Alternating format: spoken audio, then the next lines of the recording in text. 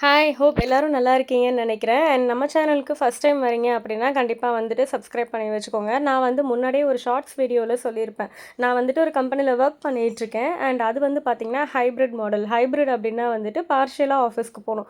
இப்போ ஒரு for example 10 நாள் ஆஃபீஸ் போறோம் அப்படின்னா, 10 நாள் வந்துட்டு நம்ம வீட்ல இருக்க மாதிரி இருக்கும். ஸோ இந்த மாதிரி மெத்தட்ல தான் வந்துட்டு ஒர்க்கிங் போயிட்டுருக்கேன்.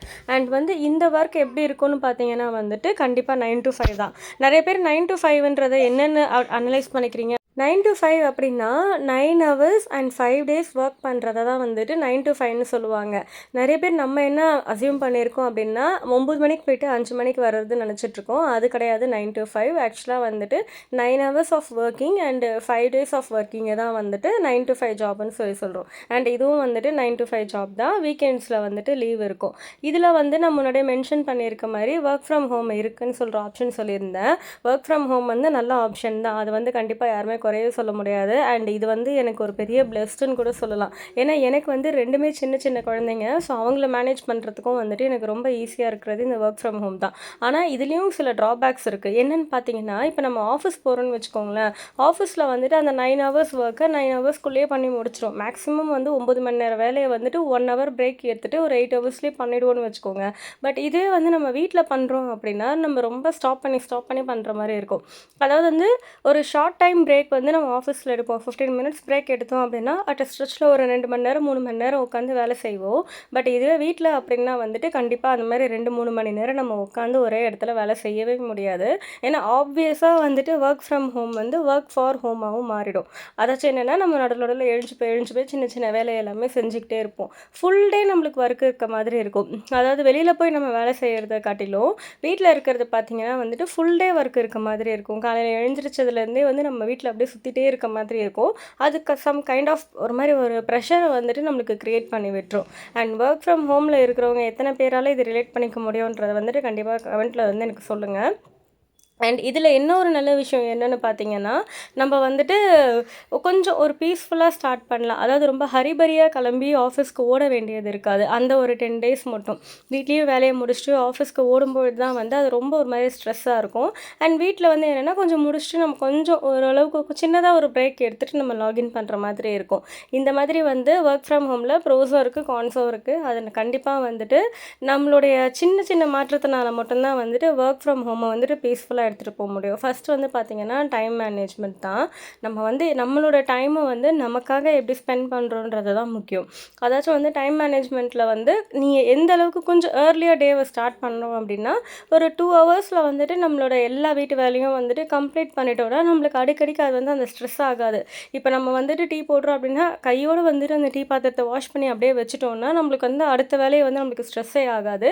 ஏன்னா அது மைண்டுக்குள்ளே ஓடிட்டே இருக்கும். இப்போ அடுத்த நாள் நம்ம தான் போகணும், நம்மளே வாஷ் பண்ணி எடுத்துகிட்டு வர மாதிரி இருக்கும். ஸோ அதனால் வந்துட்டு அந்த எந்த சின்ன சின்ன வேலையாக இருந்தாலும் அது அப்போதைக்கப்போ வந்துட்டு முடிச்சு வச்சுருங்க. ஸோ வந்து கண்டிப்பாக ஈஸியாக இருக்கும்.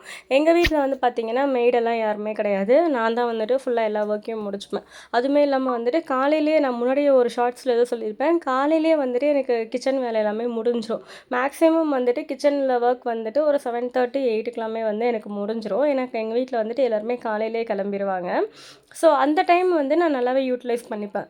முடிச்சுட்டு அதுக்கப்புறம் வந்துட்டு எனக்கான அந்த மீ டைமையும் வந்துட்டு ஸ்பெண்ட் பண்ணிப்பேன். நம்ம கொஞ்சம் நேரம் ரெஸ்ட் எடுத்தோம் அப்படின்னா தான் நம்ம மைண்டும் நம்ம பாடியும் வந்துட்டு நெக்ஸ்ட்டு மூவ் ஆகுறதுக்கு வந்துட்டு நம்மளுக்கு சப்போர்ட் பண்ணும். இல்லை நம்ம ஓவராக ப்ரெஷர் பண்ணுறோம், நான் வந்து அடுத்தடுத்து பண்ணிகிட்டே இருக்கணும், நான் இதை முடிச்சோடனே போய் லாகின் பண்ணணும் அப்படி இப்படின்னா நம்ம பாடி அன்னைக்கு சப்போர்ட் பண்ணோம். பட் என்னைக்காவது ஒரு நாள் வந்துட்டு நம்ம படுத்துட்டோம் அப்படின்னா அது வந்து ஒரு மாதிரி ரொம்ப ப்ரெஷர் ஆகிடும்.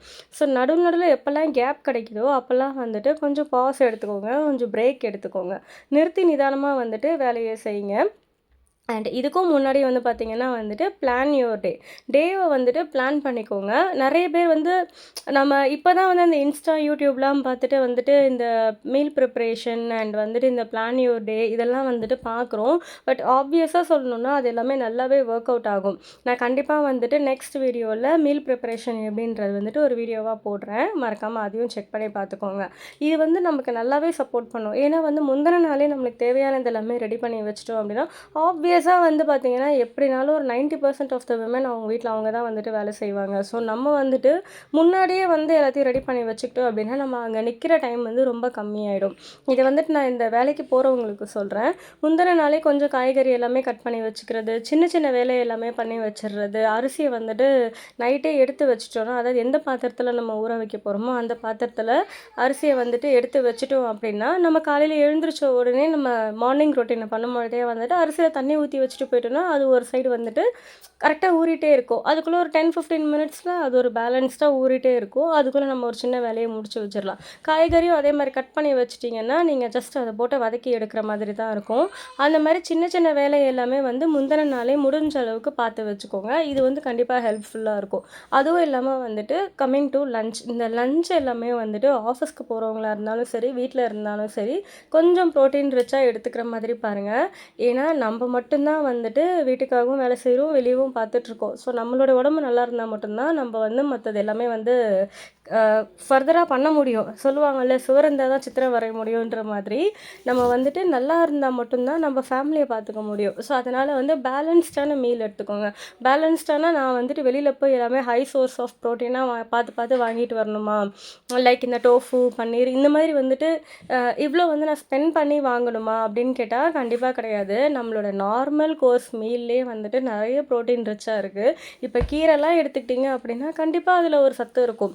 ஆனால் நமக்கு தான் வந்து கீரையே பிடிக்காது.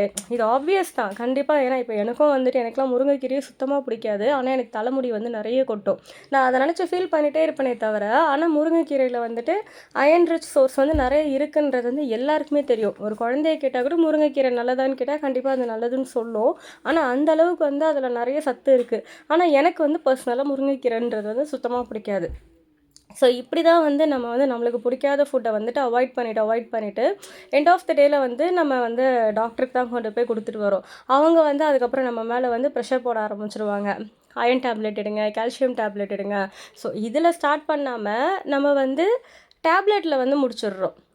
ஓகேவா? ஸோ அதனால் வந்துட்டு முடிஞ்ச அளவுக்கு நீங்கள் வந்துட்டு இந்த மாதிரி ஃபுட்லேயே வந்து கண்ட்ரோல் பண்ணுறதுக்கு பாருங்கள். டெய்லி வந்து 90% நம்ம வீட்டில் சமைச்சு சாப்பிட்டுட்டோம் அப்படின்னா 10% வந்துட்டு கண்டிப்பாக ஆப்வியஸ் தான் நம்ம மைண்ட் வந்துட்டு என்றைக்காவது ஒரு நாள் நம்மளை வந்து ஸ்டாப் பண்ணும்.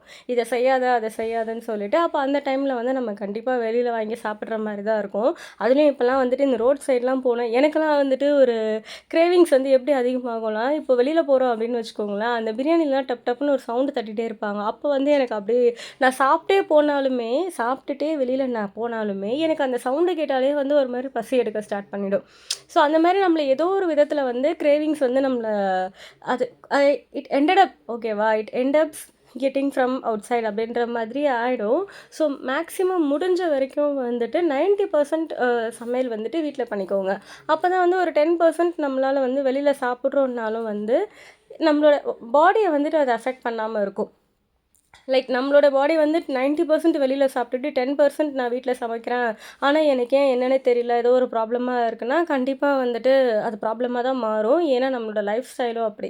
நம்மளுக்கு வந்து ஒரு செடென்ட்ரி லைஃப் ஸ்டைல் ஓகேவா. நம்ம வந்து உட்காந்துட்டே இருக்கோம், வேலை செஞ்சுட்டே இருக்கோம், உட்காந்து வேலை செய்கிறதுனால நீங்கள் என்ன தான் வீட்லேயே செஞ்சு சாப்பிட்டாலும் அது அப்படியே தங்க தான் ஸ்டார்ட் பண்ணும். அப்போ பார்த்துக்கோங்க வெளியில் சாப்பிட்டா அது எவ்வளோ ஒரு பாதிப்பை நம்மளுக்கு கொடுக்கும்னு சொல்லிட்டு. ஸோ முடிஞ்ச அளவுக்கு வந்துட்டு பேலன்ஸ்டான மீல் வந்து வச்சுக்கோங்க. என்றைக்காவது ஒரு நாள் ஓகே ஃபைன், நமக்கு என்றைக்குமே வந்து நம்மளால் வந்து சமைக்க முடியாது, நம்ம வெளியே தான் வாங்கணும் அப்படின்னா that is absolutely not fine. அதையும் வந்துட்டு கொஞ்சம் பார்த்துக்கோங்க. பேலன்ஸ்டான மீல் வந்து எடுத்துக்கிட்டோம் அப்படின்னாலே நம்மளோட லைஃப் ஸ்டைல் வந்து கொஞ்சம் சேஞ்ச் ஆகிடும். சின்ன வயசுலலாம் நம்ம வீட்டில் செஞ்சது தானேங்க நம்ம சாப்பிட்ருப்போம். இப்போ தான் வந்துட்டு எனக்கு தெரிஞ்சு ஒரு 7 to 8 இயர்ஸாக தான் இந்த ஸ்விக்கி, ஜொமேட்டோலாம் வந்துட்டு பீக்கில் இருக்குதுன்னு நினைக்கிறேன். அப்போல்லாம் வந்து நம்ம வீட்டில் 3 வேலையுமே வந்து எனக்குலாம் ஸ்கூல் முடிச்சுட்டு வந்த உடனே எங்கள் வீட்டில் பெருசாலாம் லஞ்ச் இருக்காது. மதியத்துக்கு என்ன கட்டி கொடுத்தாங்களோ அதிலே கொஞ்சம் தான் ஏதாவது வச்சுருப்பாங்க. ஆனால் ஸ்கூல் முடிச்சுட்டு வந்த உடனே அந்த பசியை என்னால் கண்ட்ரோலே பண்ண முடியாது. சாப்பிட்டுட்டு தான் நான் அடுத்த வேலையை பார்ப்பேன். அதாவது இந்த ஷூ சாக்ஸ் எல்லாம் கழட்டி வச்சுட்டு யூனிஃபார்ம் சேஞ்ச் பண்ணிவிட்டு ஃபஸ்ட்டு போனதும் வீட்டில் என்ன சாதம் இருக்குது, வெதர் சாம்பார் சாதமோ ரசம் சாதமோ என்ன இருக்கோ அதை தான்.